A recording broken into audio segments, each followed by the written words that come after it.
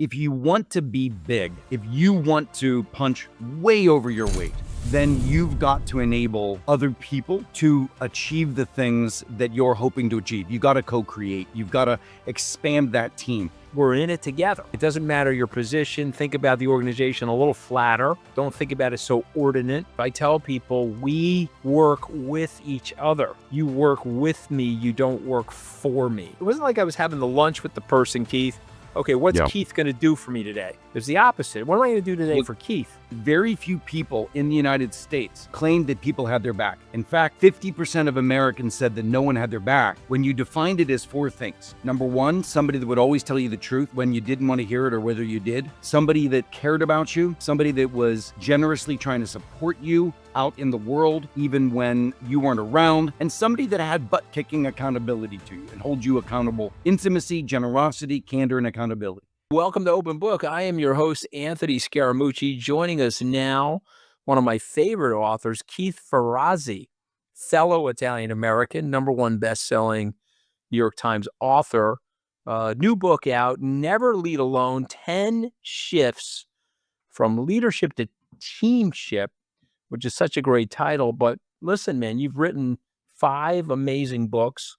I was introduced to you by book, by the way. I read Never Eat Alone, which I thought was one of the best networking books that I've read in my life, and I've shared it with all of my salespeople, my children. I'll tell you what I told people about Never Eat Alone. And this is not the flattery. I really mean this. I said, hey, you want to add $10 million to your net worth? Most people say, yes, I do. Okay, go out and buy Keith Ferrazzi's book, Never Eat Alone. Because if you read the book and you follow the principles in that book, you're going to build a network of success, which is going to lead to great riches. So I had some great mentors like Mike Milken. I worked for Mike for a few years, and he taught me what really breeds loyalty in people is health, wealth, and children. Health, wealth, and children.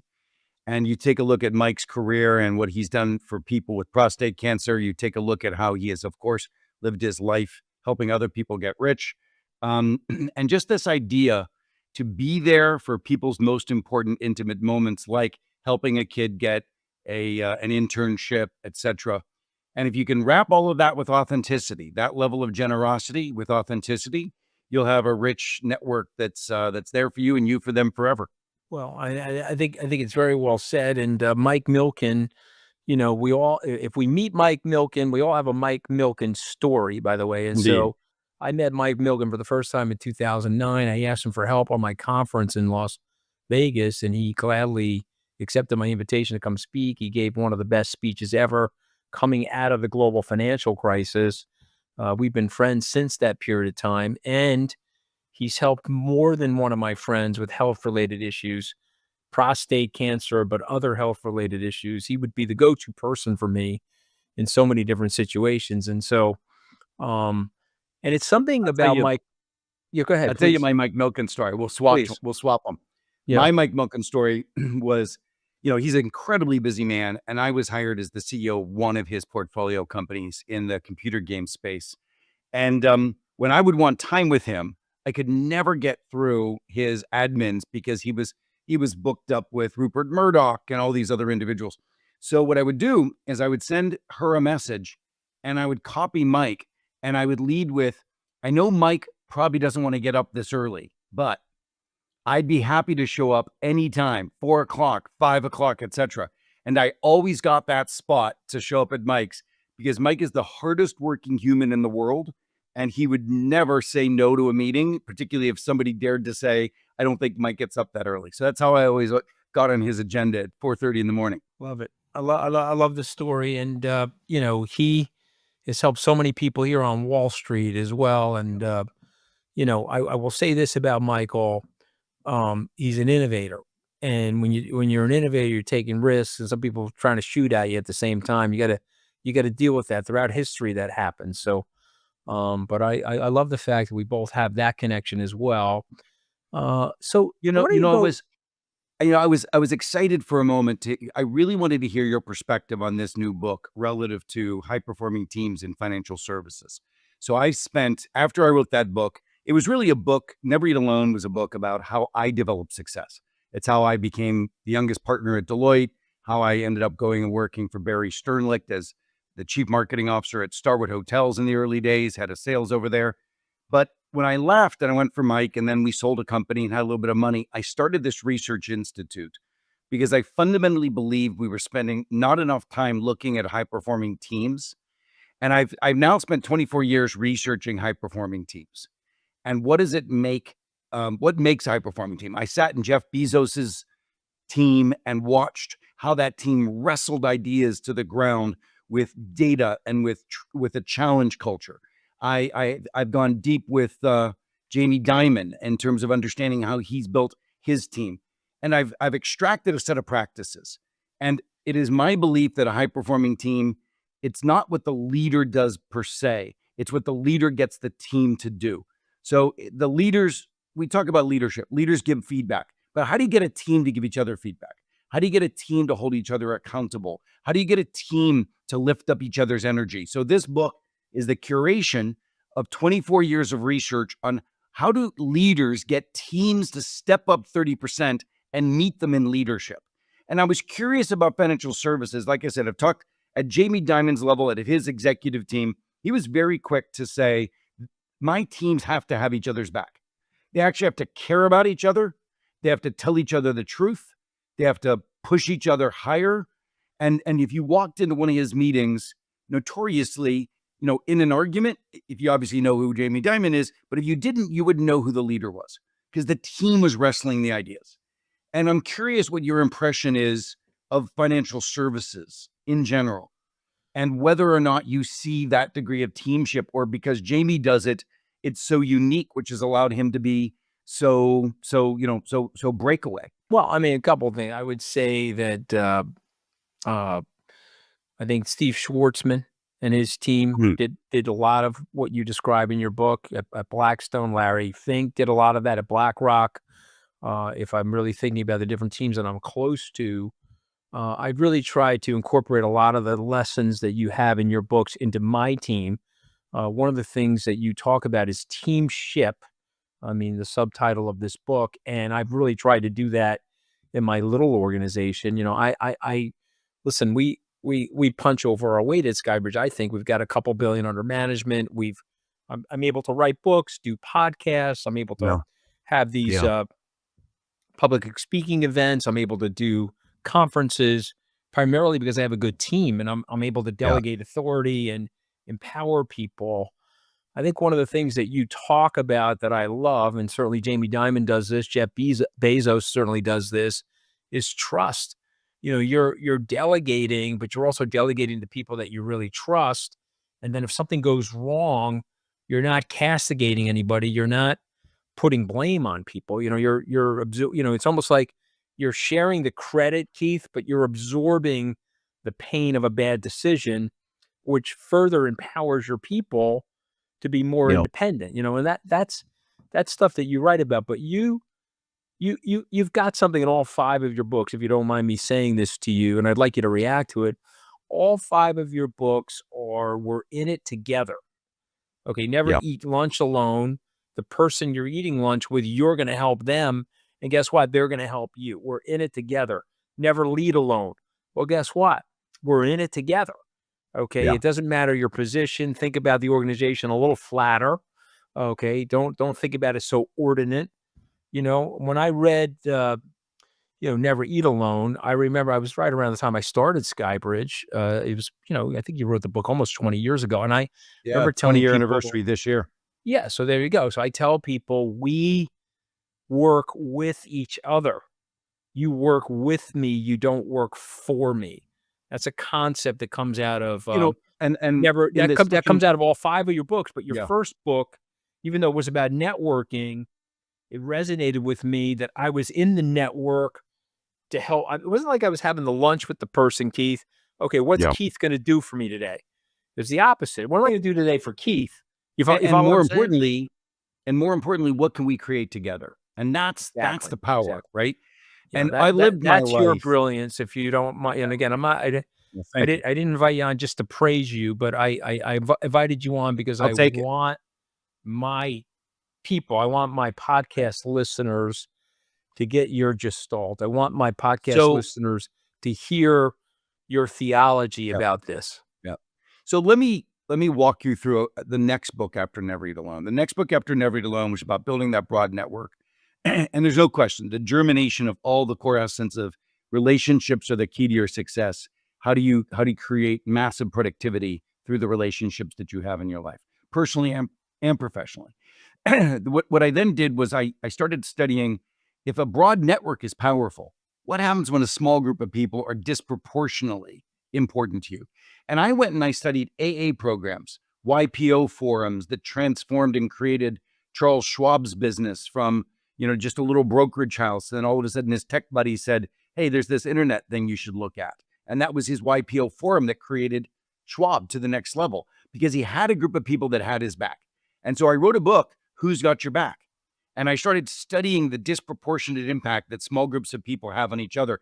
And what we found back then was that very few people in the United States, this was 15 years ago, claimed that people had their back. In fact, 50% of Americans said that no one had their back when you defined it as four things.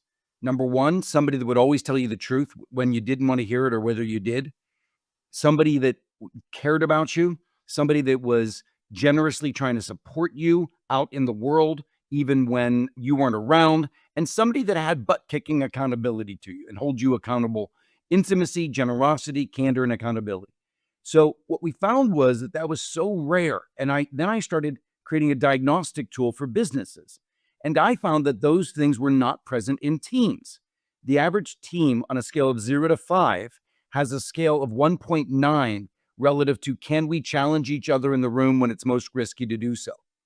And then I started tracking the correlation between teams that had low candor scores, Midwest nice companies that have more politics because they're so damn polite. Now, I don't Right. mean polite to be disrespectful, but I No, mean when I you understand. usually polite in business usually means in so many businesses that I'm not going to tell you the truth to your face. I'll tell it to you behind your back. And that's bullshit. Well, And so we listen, started I had that mapping problem early in these my career. I attributes. get it. I was a total conflict avoider earlier in my career. Me too. I tell people you can be tough, but also nice. But you got to tell people, hey, it's not working. Here's why it's not working. Because if you don't do that, then you're in this sort of sclerosis.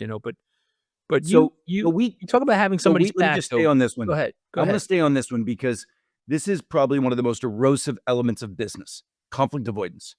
And so what I realized was there are very few cultures that hired for candor. Ray Dalio did, and he wrote his book Principles about it. Um, Bezos did, and they continue to do so at Amazon. But very, very few people hired for the resilience of candor. I would have never gotten hired. I was always conflict avoidant, etc.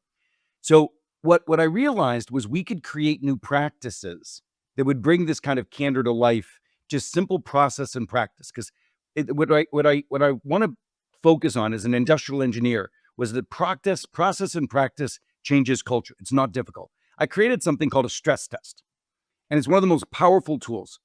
And instead of having somebody in your team give a report out of their progress or report out of an initiative, you tell everybody in the room, we're not going to do report outs anymore. We're only going to do stress tests. A stress test moves from we are all deciding that we are going to help this person be successful. That's a stress test versus a report out where we're passively listening to somebody's status. So the person gives their status. They said, okay, here's what I've achieved. Here's where I'm struggling. And it's important that they announce where they're struggling.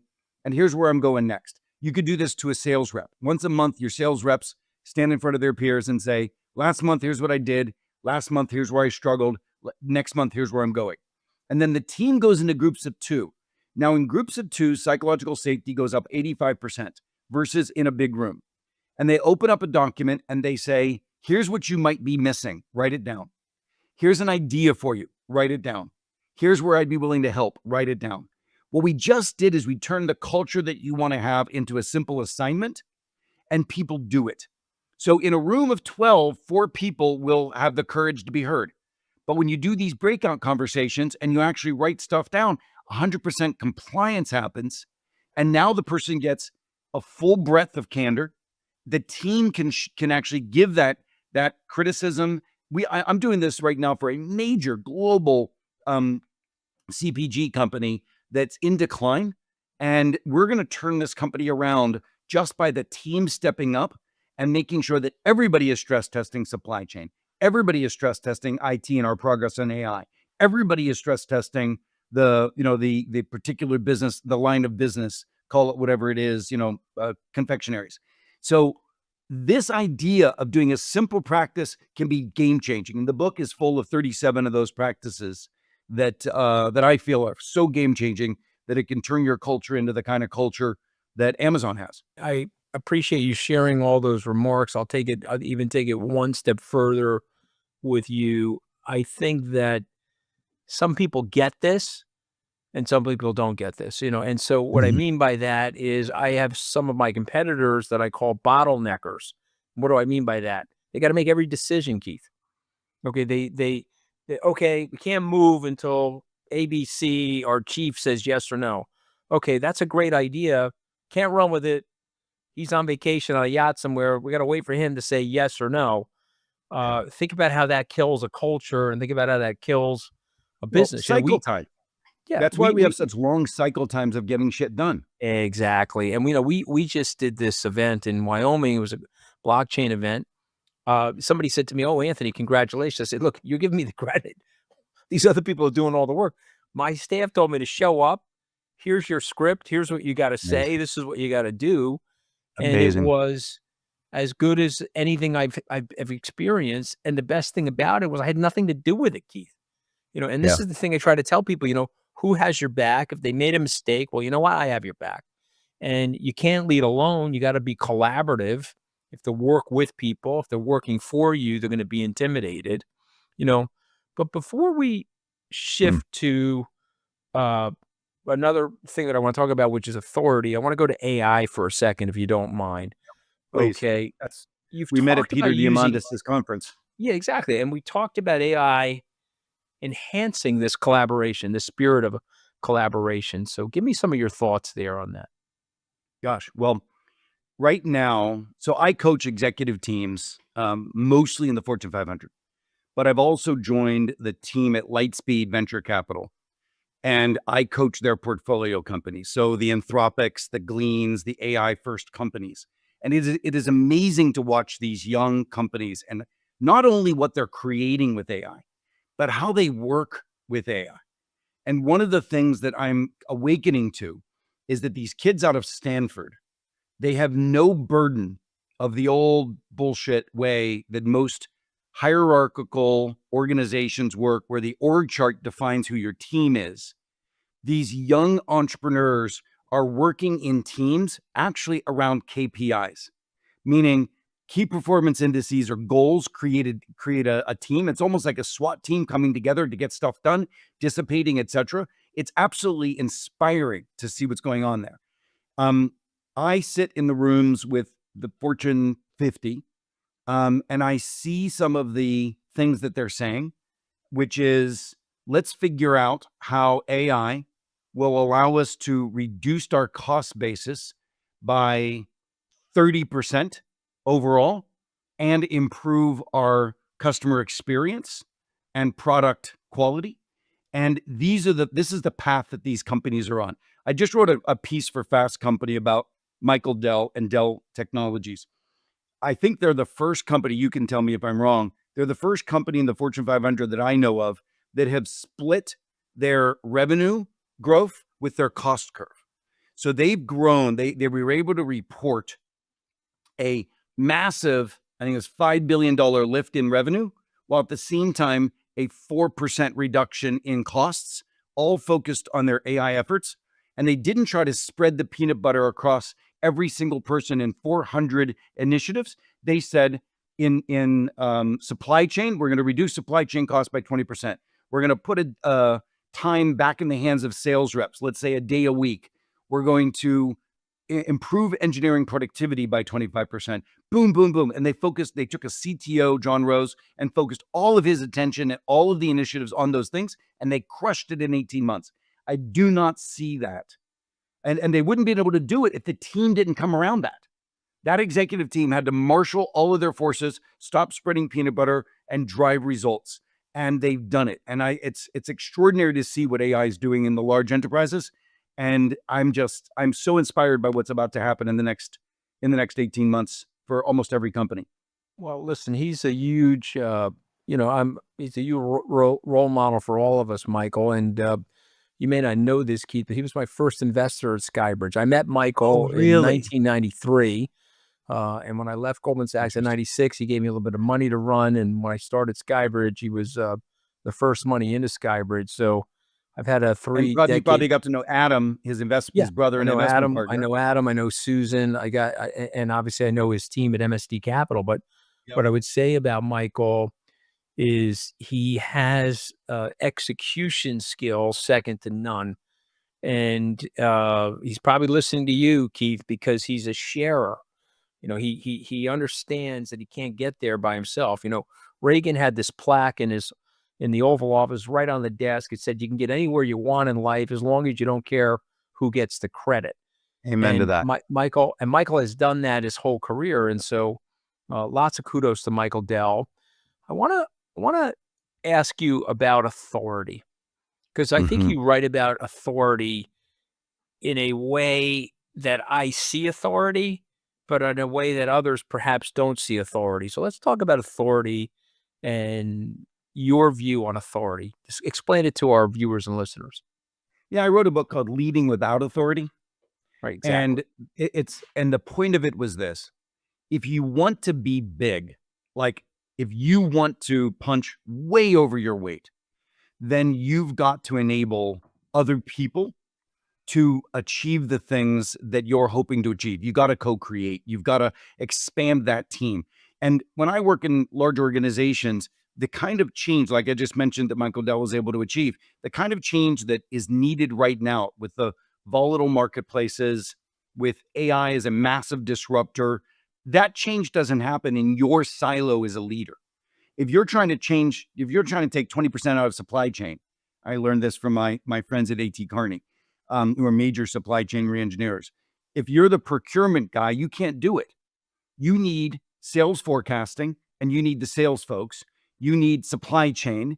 You need manufacturing and operations scheduling. You need that whole thing. That's the team. And so the sub-optimization of thinking that you can transform in your silos will make you a mediocre leader. And so the point is, when you realize that you no longer are, so many of these executives that I see, they're trying to gain control. Well, just give me, sales. If I'm the head of marketing, well, or I'm head of sales, just give me marketing and I'll make it work. No, you've got to realize, how do you co-create with people across the silos outside of your own organizations? I'm working with organizations today. I'm saying to them, do you think you're going to be as good as the 100 best AI programmers that truly understand these LLMs? No. And by the way, they're never going to come to work for you. So how do you partner? How do you partner with these young founders fundamentally differently? So large organizations are going to have to get rid of the hubris of ownership. Executives have to get rid of the hubris of control and authority to be big. And so, you talk about yourself. That's what makes, look at your brand. Look at who you are. You've been able to do that by stitching together relationships, building partnerships, and working outside of the ecosystem of control. It's brilliantly said, and I just wanted to make sure that was shared with you. Okay, so we've got a couple minutes left. I picked 5 words from your Hmm, books, not just the last book. And this is a little bit of a raw shot test at the end of our podcast. I'm going to say the funny. word, and then you're going to give me a 1 or 2 words or a sentence. Okay. So if I say the word teamship, you say what, Keith? Um, let your team lift each other up. Okay. What about leadership? Get out of the way and stop being hub and spoke. Okay. Let's go back to authority. I say the word authority. It will hold you back. Work more toward co-creation and inspiration. Yeah. And that's so much more empowering, right? And it gives people a lot more entrepreneurial flexibility in your organization. What about relationships? Never eat lunch alone. What about relationships, Keith? It truly, I mean, I could get emotional about it. It truly is defining of who you will be in the future. It's the relationships that you have. And now, by the way, I just got married since I saw you. Oh, congratulations. And, all of the relationships in our life. I'm about to head out tomorrow to Burning Man with my sons. All right, Um, awesome. all of the relationships with your life will be the most defining elements of your life. It will define your success and it'll define your joy. So I'm with you, man. I mean, that's the whole thing that matters to me. It could be, it could be an Italian thing too, in terms of our Yeah, culture. I think it is actually. All right. So last two words, and then I'm going to give you the last word. Keith Ferrazzi. Oh, wow.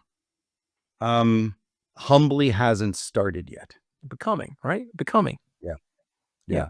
Yeah. You see, It's I love just that, like, look, because my old man said, the most important thing on this planet is that you make the biggest footprint that you can and be of service in the meantime. And so I'm still trying to work my way to be of greatest service while I'm here. well, I'll just share this with you. Warren Buffett is about to turn 95. And if you ask him, how's he doing? He says, well, I'm just getting started. Okay. You got to Amen. think like that about your life. You got to stay young. I really appreciate you joining us. The title of the book is Never Lead Alone. Keith Ferrazzi, thank you so much for joining us today on Open Book. Anthony, thanks so much. Cheers.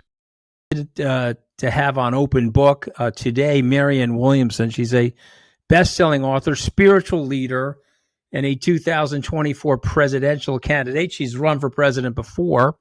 When I say best-selling author, you've written 15 books, Marianne, 4 of which have made #1 on the New York Times list. The only way I could get one of my books on that list, I'd have to buy all of them, Marianne, but I think they're on to people that try to do that, so I've never done that either. Yeah, like someone else we know. Exactly. Well, it's great to have you here. Thank And you ran for the presidency in 2020. I always looked at that and said, wow, that's got to be an incredibly tough thing to do. Let's start there. Why did you decide? I mean, I sort of know the answer to this, but I want our viewers and listeners who may not be as familiar with you. Why did you decide to run?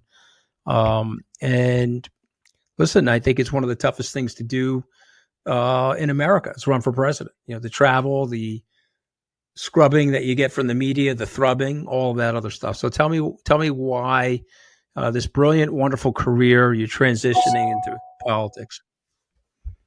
I think certain things need to be said, and I think certain things need to be done. And I think our political establishment is dominated by a conversation in which the most important things are not usually said, and the most important things are certainly not being done. Rather, the political establishment, the corporatist elements in both major parties, are enabling forces that are actually destroying our democracy. And I look around and I go, is anybody else going to run for president who's going to say this? And I didn't see anyone else coming across the hill. And I said, then I will. Okay, so I have this theory, having been close to it, been burnt by it, and came into it relatively naive, which is hard for me to admit. You like to think of yourself as street smart and seasoned, but the world of politics is so different, at least in my opinion, than the world of business. There are different incentives, different angles of attack. But I feel like the American leadership now has totally lost the plot. They're there in this sort of fever bed of capitalism and cronyism, where lobbyists are paying them to do certain things. They only respond to you if you have bags of money. And if you have bags of money, you can get things done like put fertilizer into our food, overly process our food, add food dyes and different things to our food that you couldn't get done in a place like Europe, for example. Big Pharma has its way now with the FDA. The military industrial complex, we are running wars now, 50 years worth of wars. These wars are great for a very small group of people at the top, and they are very ungreat for the rest of the people, particularly the lower and middle class. And oh, by the way, if you're super wealthy and you get in trouble, it's no problem. We're going to lower interest rates, and we're going to give you unlimited amounts of capital from our treasury, so your bank can survive or you can stay rich. But we won't do that for the middle or lower income people. But what we do for them, though, is we cripple them with inflation and devaluation of our money. So if you're getting paid with your time and energy is going towards work, as opposed to you owning assets, the dollar that we put in your pocket is worth 92 cents a year later, and it makes it harder and harder for you to catch up. And so what have I missed, Marianne? Tell me what I've missed, or did I get that wrong? These are all public servants that are serving the American public, and the policies that they're coming up with are actually working for the average American. You were 100% correct. And the only thing that I would modify was your first sentence. You said they've lost the plot. No, they haven't. They've changed the plot.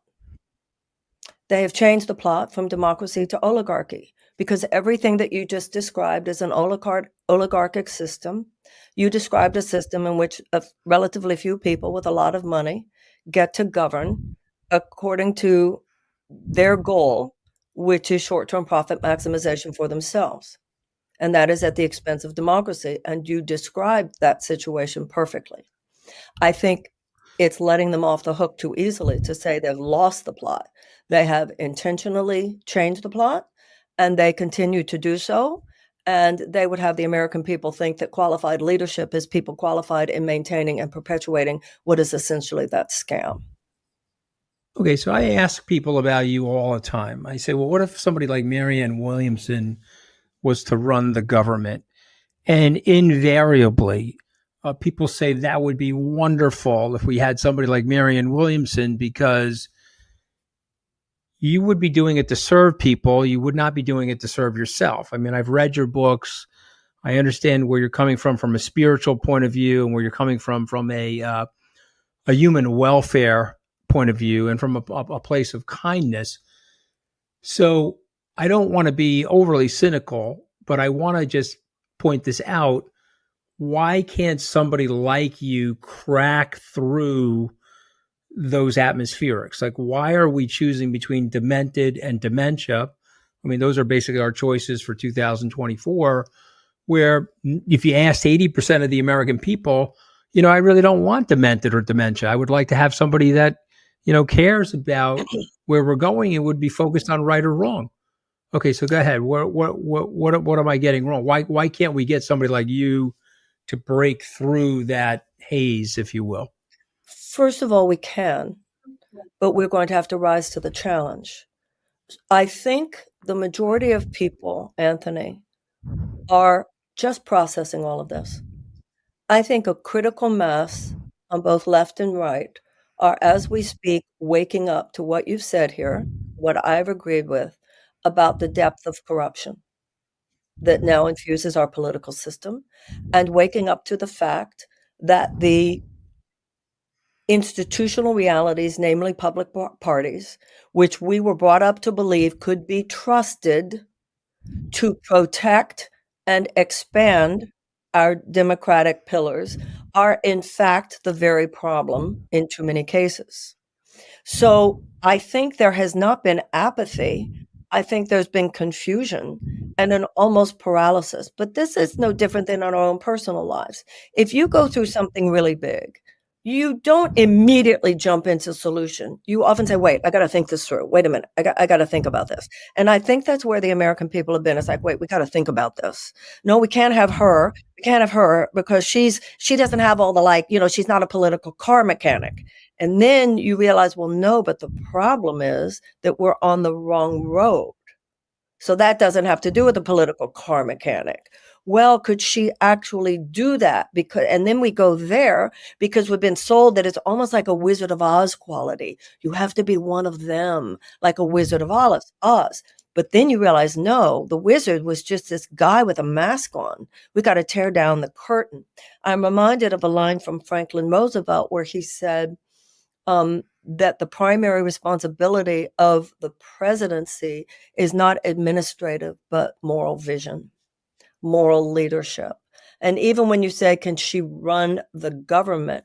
The most important aspect of running the government at this moment is aligning the values that dominate policy back to our original values as articulated in the Declaration of Independence, which Lincoln said was an eternal rebuke to forces of tyranny and oppression. Right now, we're living in a country which is dominated by a system of economic tyranny. That is what you described. It's economic tyranny, except for a few people. So we don't need someone who's been for years involved in that system to continue to drive the car, so much as we need to disrupt that system, because the status quo will not disrupt itself. Okay. So how do we do that? You are a visionary. You're an entrepreneur. You're a writer. You rebuilt yourself, Marianne. I mean, maybe we should tell people about your personal story, which I find to be so American. Yeah, it is very American. You're the product of your own discipline and your own decision to recreate yourself, which is very emblematic to what the country sort of needs in terms of this American renewal. So let's go to your personal story for a minute. Tell our viewers and listeners a little bit about yourself and this transformation that you made over the course of your life to where you are now, and how it could be impactful as a political leader. Well, I think that there's really nothing unique about my story, actually. I think my story, the only thing interesting about it is that it's not unique. But it has happened. It just so happens that my career and my life have taken me to so many different corners of our society, so many corners socioeconomically, so many corners geographically, and so many corners of human experience. There's nothing special about that. There's just something so varied about that. Now, I didn't so much transform myself. I just got very lucky, Anthony. I wrote a book and Oprah Winfrey liked it. And she opened the world for me. So what that meant is I had access. Now, once I had that access, yes, I've worked very hard. I have worked very hard. And I think just as you've worked very hard, and everybody listening right now, I mean, we understand that. You have to, even if you're given opportunity, but you can't overstay what it means. And I think what I got from the Oprah experience, just as I got old enough to look back at my parents, old enough to look back at the fact that I went to decent public schools, old enough to look back and to realize what it means that there were good public libraries, old enough to look back and realize that when I was growing up, there was the minimum level of economic opportunity. I think what I've learned is that I got help. I've worked hard and I got help. And we don't give enough people, Martin Luther King said, if they give it to the poor, they call it a handout. If they give it to the rich, they call it a subsidy. You mentioned earlier, you articulated beautifully, you're rich, we got to handle. But if there are too many people locked out who have just as much entrepreneurial spirit as I've had, who want to work as hard as but people are locked out, and that's unsustainable. And that's what I've learned from my experience, is that I got help and I worked hard, but you can't leave out that I got help. And I want a society in which enough people are given the minimum help, particularly as children, that then it's reasonable to talk about them being accountable for their own circumstances because they had a shot at it. And to me, that's the American dream. The American dream is not that you can make it or I can make it or Barbara can make it or anybody else we know can make it. It's that we are responsible for a sacred trust, this sacred trust that there would be a possibility within a society of a place where anybody, if they worked hard enough, had a shot at it. So, I mean, it's beautifully stated, and we are in a total agreement, because even my very rich friends who seem either ignorant or knowingly ignorant, willfully ignorant, or just uninterested, there is a level of the starting blocks now are so ridiculously unequal. The public school that I attended is still quite a good public school system, but frankly, it's in an affluent community. My dad was the crane operator out here on Long Island in a very affluent community. And so if you tell me the zip code of the kid, I can tell you whether or not they're getting a good public school education, right? Absolutely. But you and I both know that all of this is very uneven and very unfair, and we don't choose our parents. And so therefore, the country is rich enough where we could create a platform of equal opportunity for people, where there could be a package of things we provide to our citizens, whether it's healthcare or quality education, K through 12, so that they can at least get to the starting line. So exactly. So why the callous indifference, though? you're a Well, very empathic person. I've read several of your books, Return to Love, the book on miracles that you wrote. Why have we grown callous? Why, if I make that a conversation piece with somebody at a hoi polloi cocktail party, they groan and roll their eyes and tell me, yeah, well, that's not going to happen, and why, if we're not careful, Marianne, we're going to be living, the wealthy at least are going to be living in these barbed-wired security you're compounds absolutely like we correct, do with in South America. bodyguards even to go to the grocery store. That you're absolutely correct. Correct. All right, So so why are we why don't we want to help our neighbor like we did 100 plus years ago, where Henry Ford, bad guy, I mean, obviously a racist and so forth, but he was like, you know what, I'm going to pay these workers enough money so that they can afford the car they're making, and I'm going to put them in a house, and they're going to have a good public school. This way they don't come after me with a tiki torch and a pitchfork while I'm trying to have my caviar in my mansion. Why okay, are we how do we lose sight of that? okay, so what we lost sight of was the power of democracy. So let's talk about this for a minute. Jefferson said that the only safe repository for power in this country is in the hands of the people. I believe that the majority of American people would agree with what you and I were saying. So when you say, how did we, everything you described was the people at those fancy cocktail parties. I'm sorry. Not every rich person is a greedy bastard. But the group of people that you're talking about who have lost so much empathy, who are living in this bubble that emotionally buffers them from the suffering that is so endemic in this society today, they should not be in control to the extent to which they are controlled. In control, that is what an oligarchy is. I believe that the majority of American people would agree with everything you and I have said. The American people are not the problem. We are a decent people. The majority of American people want our kids to go to decent schools where they're not worried about getting shot at school, where there's not carcinogens in our food and forever chemicals in our water and pesticides in our food and all the things that you've described. The problem is we have a sclerotic political system that is sitting on top of the will of the people, so that the will of the people is being suppressed. And instead, the will of the people at the cocktail parties you're talking about is holding sway because of the money that their undue financial influence. How they lost the plot, there's somebody told me the other day, there's this term, have you heard this term, ethical fading? You heard that term recently? I haven't, but explain it to me. Yeah, it's interesting. It's when people either they get too powerful or they get too much money or there's too much concentration on stockholder value or whatever it is in somebody's life, and they start making an ethical compromise. And it's usually not a big ethical compromise. It's a little ethical compromise, and it's just ethical fading until you've got a situation where nobody's just saying, "Hey, wait a minute, we can't do this. It could hurt a child." But I go back to what I said before, and I think this is so important. I think the majority of American people uh, are in touch with human suffering and human empathy.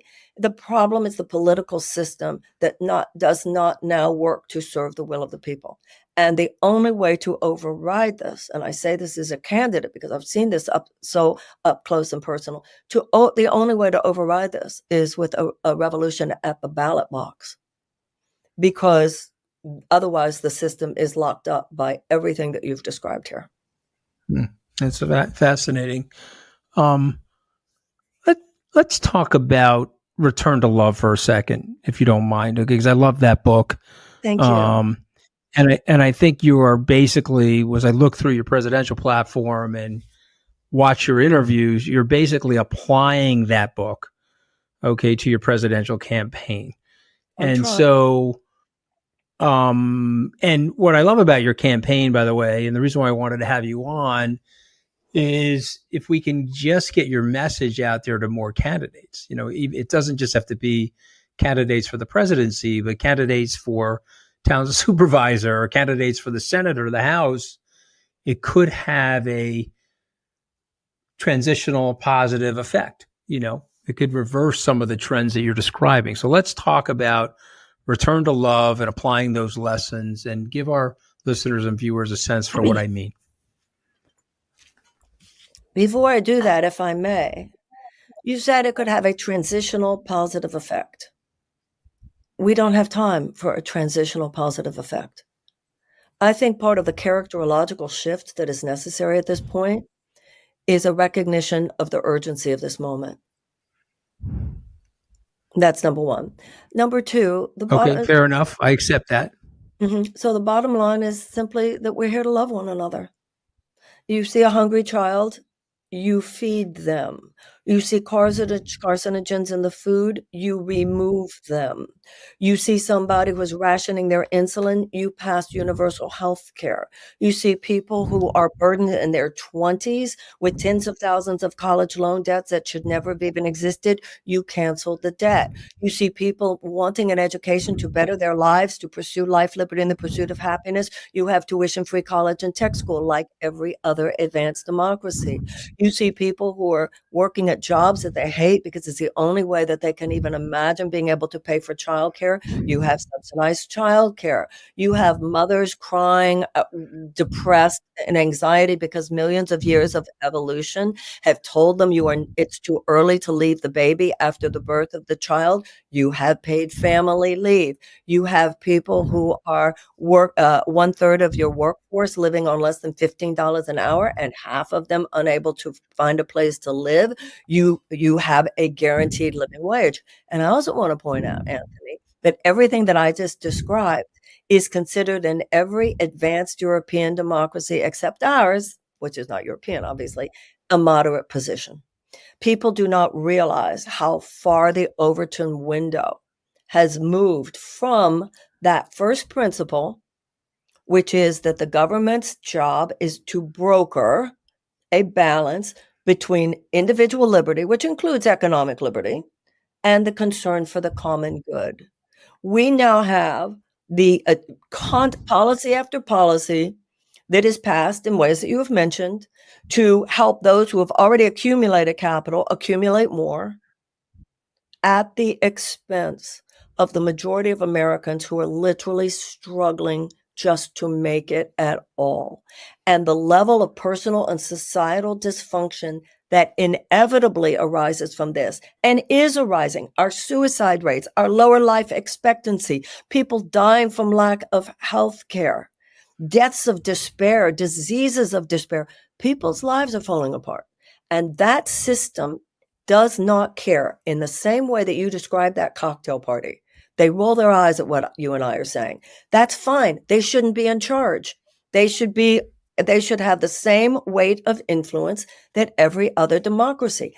That every other citizen. That's what democracy is supposed to be. That whether you're rich or you're poor, you get to weigh in and have the same influence. And that is what we've lost in this country. And that is why we are where we are.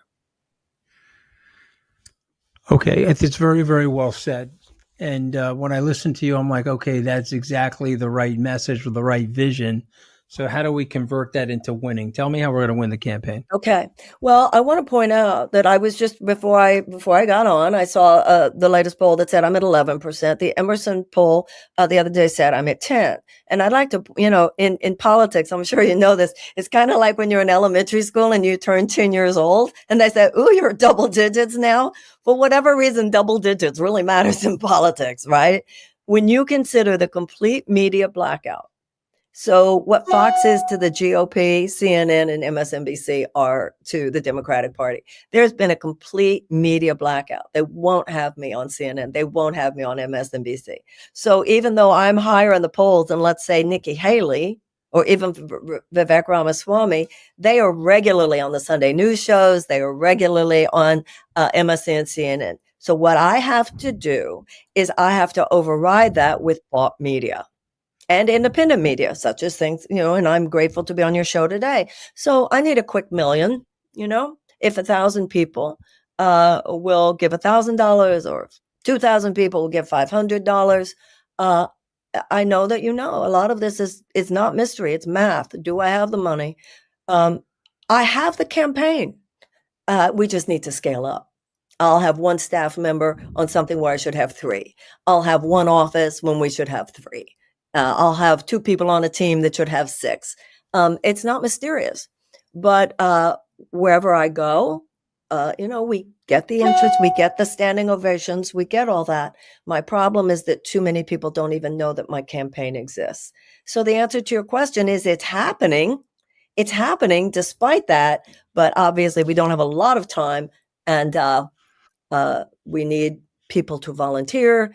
We need people to go to marianne2024.com, volunteer, spread the word, get on social media, and obviously give financial support where they can. Well, and give us the website just so everybody has it. Thank you. Marianne, that's MARIANNE 2024.com. Okay. I want to go back to this era, this age of cynicism that we're in. Yeah. So you're not being put on. So that obviously is a material block, but that fits the oligarch narrative, right? And by the way, if Vivek Ramaswamy, and no offense to Vivek, I've listened to him. I think he's inexperienced. He doesn't have like the.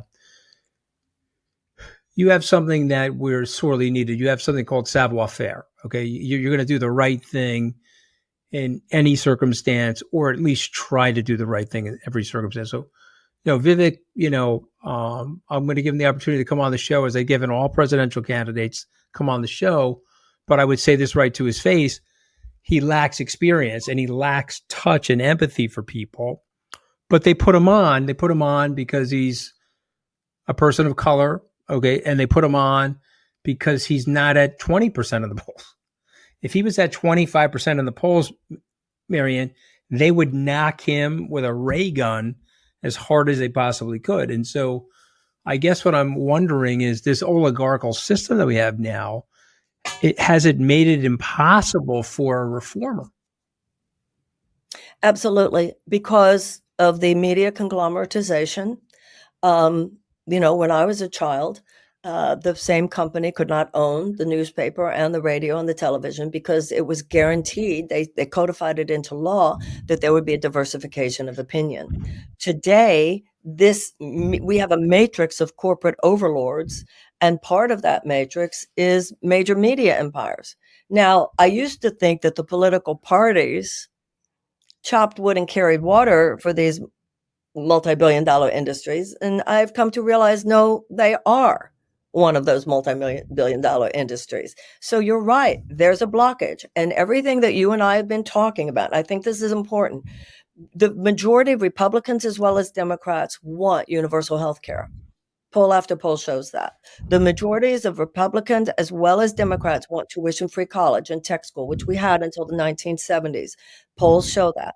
The majority of Republicans as well as Democrats, and including the majority of gun owners, want more common sense gun laws. The problem is they don't want anybody speaking a message like this, because they know it could start a political wildfire and it overthrows their perch.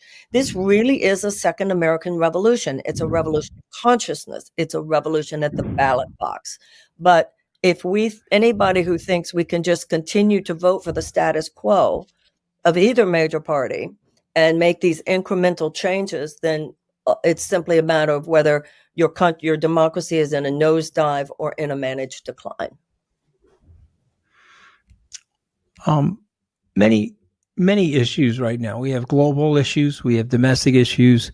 Take me through the top 2 or 3 domestically and the top 2 or 3 internationally that you would work on immediately. Domestically, we need an economic bill of rights. Franklin Roosevelt said there are 4 freedoms, and 2 of them are freedom from want. They're the freedoms of speech, religion, protest, etc. And then there's freedoms from. He said the freedoms from want and from fear. 1 in 4 Americans live with medical debt. 68,000 dying every year because they have no health care. 18 million Americans can't afford to pay the prescription drugs that their doctors give them. 85 million Americans underinsured or uninsured. So we need Medicare for all, universal health care like in every other advanced democracy. We need a guaranteed living wage. Our minimum wage is $7.25 an hour. People talk about lifting it to 15, but we have in every major city in America, the living wage is at least $20 an hour. So the Economic Bill of Rights would include the things I mentioned before. And that's, of course, on my website. It's the issue of the tuition-free college, paid family leave, a guaranteed sick pay, et cetera. I also think we need to end the war on drugs. We spent $1 trillion on that since 1971. We know that Richard Nixon knew that it was not public enemy number one. It has not helped this country. It has is actually exacerbated the problem of drug addiction. We had 300,000 people in prison when I was in college. Today there are 2.3 million, and 46% of our federal prisoners are nonviolent drug offenders. For the $100 billion that we spend right now every year, we could spend a fraction of that money on a world-class network of recovery options. We should be treating drug addiction, which is an ubiquitous problem in this country. However, we should be treating it not as a criminal issue, but as a health issue, like they do in countries like Portugal. I also think we need a Department of Children and Youth.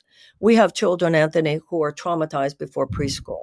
I have met principals at elementary schools who say that they have elementary school students on suicide watch. In public schools around this country, we have what they call trauma rooms. We're talking about trauma-informed education, but I talk about root causes. Why are so many American children traumatized to begin with? I think that America's children, because they're not old enough to vote, they have no constituency, they're not old enough to work, so they have no financial leverage, and I see them as the biggest collateral damage of this unfettered vulture crony capitalism that we have today. I also think we need to declare a climate emergency. This is the time to be ramping down, not ramping up fossil fuel extraction. And as we make a just transition from a dirty economy to a clean economy, we will actually create millions of jobs. And I think that no matter what you're talking about, whether you're talking about criminal justice issues, whether you're talking about racial justice issues, whether you're talking about drugs, whether you're talking about food, no matter what, you cannot overstate the role that economic insecurity and anxiety is playing as a root cause. And people's lives are falling apart. And when people's lives are falling apart, you're talking about large groups of desperate people. That's a national security risk. Because when you have large groups of desperate people in any system, they become a petri dish. And out of that petri dish, all manner of personal and societal dysfunction is almost inevitable, including vulnerability to genuinely psychotic forces. And that's what fascism represents in this country. Franklin Roosevelt said we wouldn't have to worry about a fascist takeover as long as democracy delivered on its promises. So the biggest problem is that democracy is not delivering on its promises. And if the Democrats do not offer a real alternative to fascism in 2024, a more inspiring agenda that viscerally improves their lives immediately, then we're going to be in terrible, terrible problem. And it could even be the end of our democracy. You know, it's interesting because you've mentioned Roosevelt a number of times, and one of my favorite presidents for so many different reasons. But the main reason was he was a leader in the sense that he was setting a course. That's exactly right. Not to use a rough metaphor, but there are now thermometers. They're That's right. testing the temperature of the country, and then they're reflecting the heat or the rhetoric in the country. Roosevelt was like, okay, we got to get the temperature from 90 That's to exactly 72. right. We're going to do it because I said and so. I'm going to take you there, and I'm going to explain to you how to get there. And it's very famous fireside chats and the whole discussion about Lend-Lease and giving the garden hose to somebody who had their house on fire, and all of these great common analogies. And of course, he had his great struggle with paralysis. Some people actually think it was Guillain-Barré syndrome and not polio because he got it so late in life. There's a big discussion medically about what it was that he was actually afflicted with. But the point was he spent. I've never heard that before. What syndrome? Guillain-Barré, Guillian Barré, Barre syndrome, which sometimes is it's a syndrome post-virus where the body. Yeah, the autoimmune system attacks the nervous system. Yeah. Of course, when you think about it, the medical testing, the level of medical testing, we do know that he went to a park that day for a political rally that he felt he wasn't supposed to go to. He didn't listen to his own inner guidance, and he used a public water fountain. He came home that day, he took a nap, and basically he was never able to walk again after that. Yeah. So again, Jay Winnick in the book 1944 was interesting because he suggested in that book that because of his age 39, it may not have been infantile paralysis, because that seemed to be a disease that was afflicting people at younger ages. I'm not saying it wasn't polio. Mm-hmm. That was the idea of it. But the reason I'm bringing it up is just that if you think of what he had to overcome as a human being and to rise to the presidency, it was monumental, but he was up to monumental tasks. And so Well, that's the reason why I find what you're saying and your messaging so interesting, because we need somebody monumental right at this moment who's up for this sort of monumental task. well, it's wonderful talking to someone who shares my deep interest in Roosevelt, because there's so much to what you're saying. He was tall, dark, handsome, governor of New York. I mean, Teddy Roosevelt's nephew, a Roosevelt, a Delano. I mean, he was more one of those people at the cocktail party that you described. And his having to triumph over polio, and also, or whatever it was. And then his going down to Georgia, and people who had never even heard of him, who didn't see him as a fancy person, Roosevelt, because they didn't even know what that meant at that time, particularly. They saw him just as another sufferer, and the empathy that they showed to him. There are so many ways that we can see his life experience prepared him to have the hugeness of heart and the hugeness and strength of character to show up for that moment in history the way he did. It's so fascinating. And you're right. Yeah, I listen, no, believe Roosevelt. This is a moment when we need a Rooseveltian figure. Absolutely. And also, I'd like to say something else to what you were saying. When you were talking before about please. thermometers, I was reading the other day about the German poet Heinrich Heine, and somebody was talking to him about the fact that the old cathedrals in Europe took hundreds of years to build. And so that meant that people spent their entire lives working on a project that they knew they would never see completed in their lifetime. And somebody was asking Heinrich Heine about what force or facet of character does it take for someone to be willing to work their entire lives on something that will give them personally no particular satisfaction other than that they participated. And he said, and he was talking about the 1800s, what he called the modern age, the 1800s. Think how much this applies today. He said it's the difference between men of conviction, which they had, and what we have today, he said, which is men who only have opinions. And that's exactly what you were talking about. We need someone with conviction. Listen, I think it's brilliant. Well, I'm a huge Rooseveltian fan, and you may have read these books, so I'm going to offer them up as a suggestion to you. Nigel Hamilton. There's been so many great biography of Roosevelt, but Nigel Hamilton decided that he would write the war memoirs, and so unfortunately, Franklin Roosevelt did not get a chance to write his own memoirs the way Winston Churchill did. And so he started at the beginning of the war. He took all of his documents, all of his papers.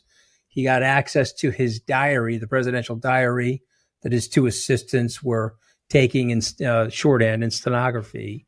And he put together a 3-volume series, which is it's a box set now, but it's a brilliant series. Started in 14. Last book, I think, was written in 2019, but it really talked about the decisions that he had to make during the war, and also the illness that he was faced with, and how he picked his leaders and how he made decisions about who, the very famous one, I know you're familiar with it because I just tell by the way you're thinking of Roosevelt, the way he asked George Marshall, he felt that George Marshall deserved to run Operation Overlord, which was the D-Day invasion. But he felt more comfortable with him in Washington. He felt he needed him in Washington. And he went to him and told him, I'm sorry, I need you here. We're going to let Ike run this. And it was just this wonderful command of the English language, but this sentiment of understanding human beings and his ability to interact with them in a way where they admired him. What did Oliver Wendell Holmes say about Franklin Roosevelt. He said he had he may have had a second-rate intellect because he got C's at Harvard. This was Oliver Wendell Holmes's joke. He may have had a second-rate intellect, but he had a first-rate temperament. It was a first-class temperament, and of course Roosevelt responded to that by saying, "Well, that's because I wasn't trying at Harvard," and he clearly had a first-rate intellect as well. But yeah, it's just so sorely needed today. I mean, just people that even can't even talk in complete sentences. Okay, so unfortunately, I'm in overtime. I promised to get you out of here in 30 minutes, but I'm already in overtime. So I want to go to the 5 words that I leave all my authors with. And basically, I've chosen these 5 words with my production team.